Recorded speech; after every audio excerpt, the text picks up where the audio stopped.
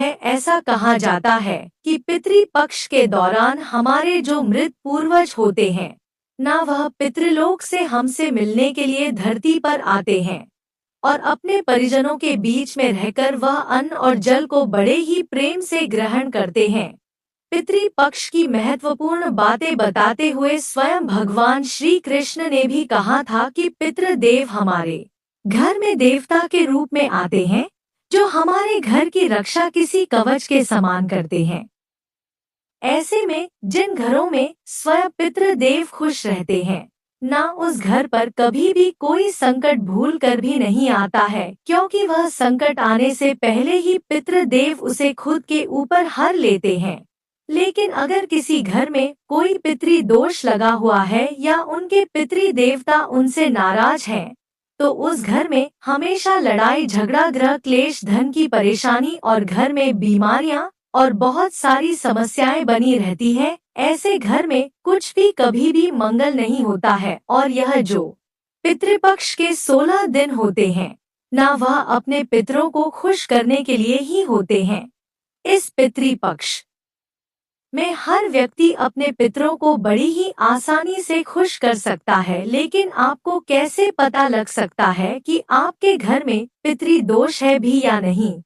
तो दोस्तों, आज की इस वीडियो में हम इसी विषय में आपको बताएंगे, साथ ही आपको यह भी बताएंगे कि कैसे आप पता लगा सकते हैं कि आपके घर में पितृदोष है या नहीं।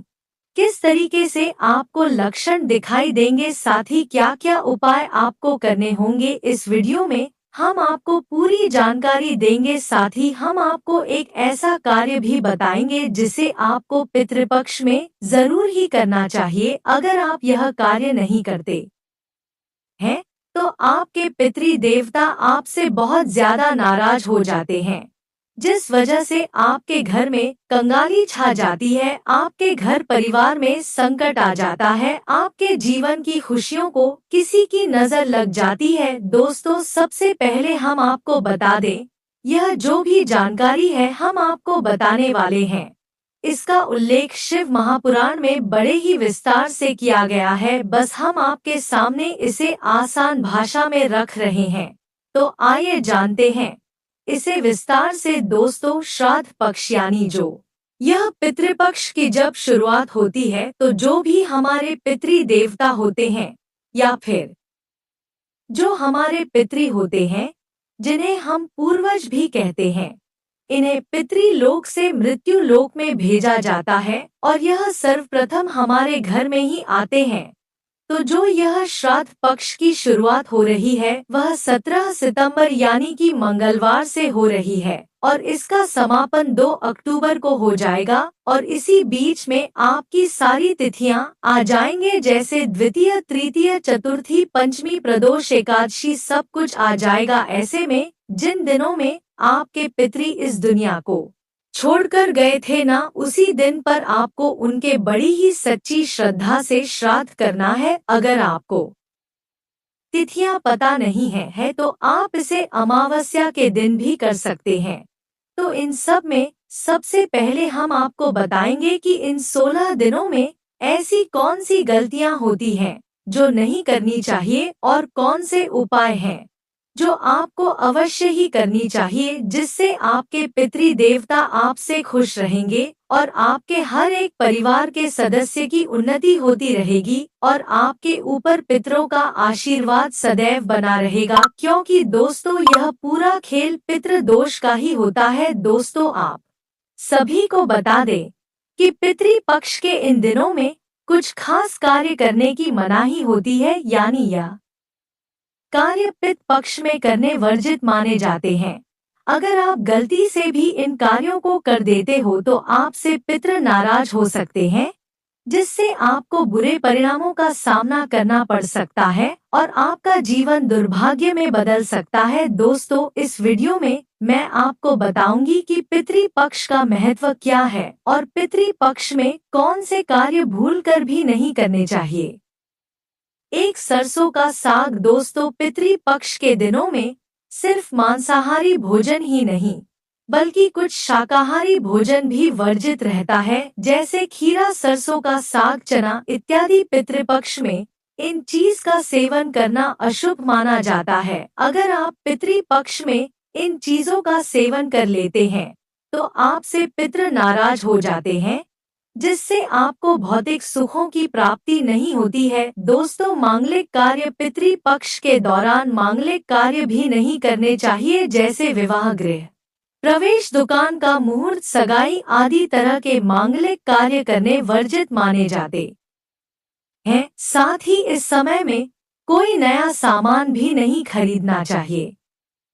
नंबर 2, सफेद तिल। दोस्तों, श्राद्ध के दौरान तर्पण के लिए काले तिल का प्रयोग किया जाता है। इस दौरान भूलकर भी लाल या सफेद तिल का इस्तेमाल ना करें। साथ ही श्राद्ध करने के लिए लोहे के बर्तन का इस्तेमाल नहीं करना चाहिए, नहीं स्टील के बर्तन का प्रयोग करना चाहिए। इस दौरान आप पीतल के बर्तन में भोजन कर सकते हैं और तांबे के बर्तन में पानी पी सकते हैं।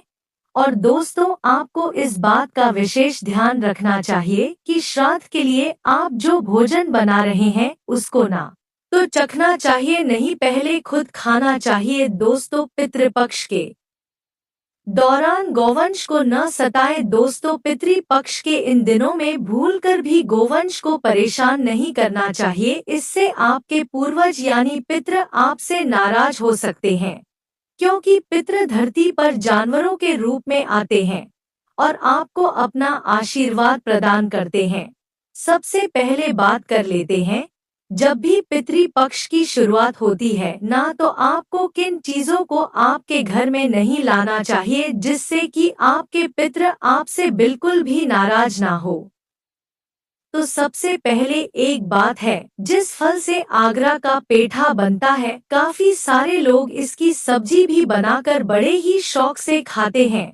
पर गलती से भी आपको 16 दिनों के भीतर पितृपक्ष में इसे अपने घर पर भूलकर भी नहीं लाना चाहिए और ना ही इसकी सब्जी बनानी चाहिए। काफी सारे लोग इसे कद्दू समझ लेते हैं, लेकिन यह कद्दू नहीं होता है। कद्दू जैसा जरूर दिखाई देता है, लेकिन यह कद्दू नहीं है। अगर आपको इसकी सही पहचान करनी है तो जब भी आप इसके ऊपर हाथ लगाओगे तो इसके ऊपर से सफेद सफेद सा एक पाउडर की तरह से जमा हुआ आपके हाथों पर बड़ी ही आसानी से चिपक जाएगा, जिसको काफी सारी भाषाओं में कुछ मंदा या पेठे वाला फल भी कहा जाता है। तो आपको इसे गलती से भी भूलकर अपने घर में नहीं लाना चाहिए। तो पहला काम तो आपका यही हो गया, आपको यह काम भूलकर भी नहीं करना है। इसकी जगह पर आप कद्दू की सब्जी अपने घर में बड़ी ही आसानी से बना सकते हैं, कोई दिक्कत नहीं होगी। दूसरी चीज है, जब भी आप पितरी को भोजन परोसोगे, भोग लगाओगे, तो आपको अपने पितरी देवताओं को गलती से भी भैंस के दूध की बनी हुई मिठाइयाँ, खीर काम में नहीं लेनी है। आपको सिर्फ और सिर्फ गौ माता के दूध से ही बनाए हुए मिष्ठान बनाने चाहिए, वरना आपकी पितरी देवता आपसे नाराज भी हो सकते हैं। दोस्तों, गोभी आप लोग जानते तो हो, आप फूल गोभी को तो बड़े ही आसानी से अपने घर पर खा सकते हो, लेकिन जिसे हम पत्ता गोभी कहते हैं, इस पत्ता गोभी की सब्जी घर पर भूल कर भी पितृपक्ष में नहीं बनाने चाहिए। इस चीज का आपको मुख्य ही रूप से ध्यान रखना है। दोस्त, तो तुरई की सब्जी आपको जरूर बननी है, जिसे करती वगैरह भी कहा जाता है। इससे आपके पितरी देवताओं को बहुत ही ज्यादा शांति मिलती है और वह आपसे बहुत ज्यादा खुश होते हैं, वह प्रसन्न होते हैं और आपके परिवार की उन्नति करते हैं और आप पर अपना आशीर्वाद बनाए रखते हैं। उसे दूर रहना है और हमने जो यह 3 चीज बताई, उसे गलती से भी अपने घर में भूलकर भी मत लेकर आना। अब जान लेते हैं, घर में पितृ दोष होने पर कैसे लक्षण दिखाई देते हैं।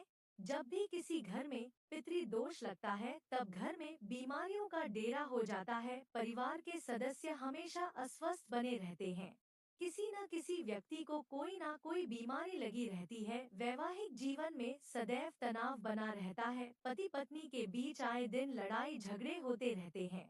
पति पत्नी के बीच में धीरे धीरे प्रेम खत्म होता जाता है। परिवार में एकता नहीं होती है। अक्सर घर में लड़ाई झगड़ा होता रहता है। घर के सदस्यों को मानसिक शांति बिल्कुल भी नहीं मिलती है बिना बात के घर में लड़ाई झगड़ा हर सदस्य के बीच में होते रहते हैं। यह सब पितृदोष के लक्षण होते हैं।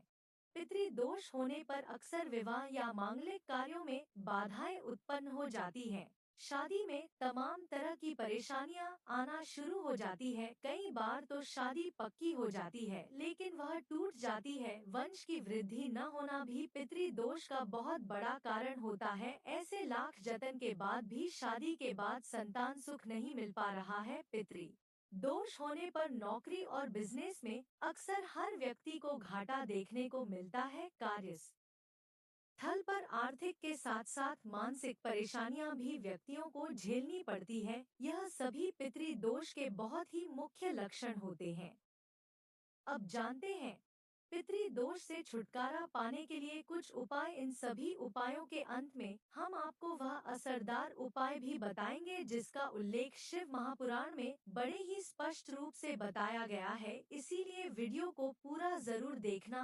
और अगर अभी तक आपने वीडियो को लाइक नहीं किया है तो वीडियो को लाइक करके चैनल को सब्सक्राइब करके पास वाली बेल आइकन को दबाकर और कमेंट बॉक्स में हर हर महादेव अवश्य लिख देना। अगर किसी व्यक्ति की कुंडली में पितृदोष बन रहा है तो ऐसे व्यक्ति को घर के दक्षिण दिशा की दीवार पर पितरों की फोटो लगानी चाहिए। साथ ही नियमित रूप से उनकी पूजा करके अनजाने में की गई गलतियों के लिए उनसे प्रतिदिन क्षमा याचना भी करनी चाहिए। कहते हैं इससे पितृदोष का प्रभाव धीरे धीरे कम होने लग जाता है। साथ ही पितृ पक्ष में पूर्वजों का विधि विधान से तर्पण और श्राद्ध भी करना चाहिए। किसी ब्राह्मण को बुलाकर अपने घर में भोजन करना चाहिए और किसी ब्राह्मण से श्राद्ध तर्पण भी करवाना चाहिए। पितरों को प्रसन्न करने के लिए पीपल या बट वृक्ष के नीचे किसी लोटे में गंगाजल लेकर उसमें काला तिल दूध अक्षत और फूल डालकर पीपल को अर्पित करते रहना चाहिए। कहते हैं इसे करने से आपके पितरों को आप बहुत ही शांति मिलती है और वह आपको शुभ आशीर्वाद देते हैं और आपसे बहुत ज्यादा प्रसन्न रहते हैं। पितृपक्ष में रोजाना घर में शाम के समय दक्षिण दिशा में तेल का दीपक लगाना चाहिए। ऐसा आप रोजाना भी कर सकते हैं। इससे पितृदोष खत्म हो जाता है। पितृदोष से मुक्ति पाने के लिए आपको पितृपक्ष के 16 दिनों तक शिवलिंग पर नियमित रूप से जला अभिषेक करते रहना चाहिए। ऐसा करने से पितृदोष से हमें बहुत ही आसानी से मुक्ति मिल जाती है। इसके अलावा जीवन में आ रही तमाम समस्याओं से अगर आप छुटकारा पाना चाहते हैं और धन का आगमन होने लगे ऐसा चाहते हैं तो पितृपक्ष में जरूरतमंदों को भोजन अवश्य कराना चाहिए या गरीब कन्या के विवाह में मदद करने से भी पितृदेव हमसे बहुत ज्यादा खुश होते हैं और हमें सदैव सफलता की कामना के लिए आशीर्वाद देते हैं और पितृदोष शांत होने लगता है। चलिए अब जानते हैं सबसे असरदार उपाय के बारे में जिसका जिक्र स्वयं शिव महापुराण में बड़ी ही स्पष्ट रूप से बताया गया है। पितृपक्ष के दौरान सबसे पहले आपको एक कटोरी में चावल बेलपत्र और दुर्वा बांधकर पानी के घड़ी के पास रख देनी है। कहते हैं ऐसा करने से पितृदोष से मुक्ति मिल जाती है। इतना ही नहीं पितृदेव भी अपने लोगों से खुश रहते हैं और आपके जीवन की तमाम समस्याओं को तमाम संकटों को बड़ी ही आसानी से दूर करने में आपकी बहुत बड़ी मदद करते हैं। अब आप सोच रहे होंगे कि चावल की कटोरी को रखने के बाद उसका क्या करना चाहिए, तो आपको बता दें 2-3 दिन बाद कटोरी में रखा हुआ बेलपत्र और दूर्वा शिवजी की शिवलिंग पर अर्पित कर देना चाहिए और चावलों को अपने घर में छिड़क देना चाहिए। तभी आपको इस उपाय का फायदा देखने को मिलेगा। तो मित्रों यह थे पितृदोषी छुटकारा पाने की बहुत ही ज्यादा असरदार और सरल उपाय। हम आशा करते हैं कि आपको यह उपाय समझ में आया होगा।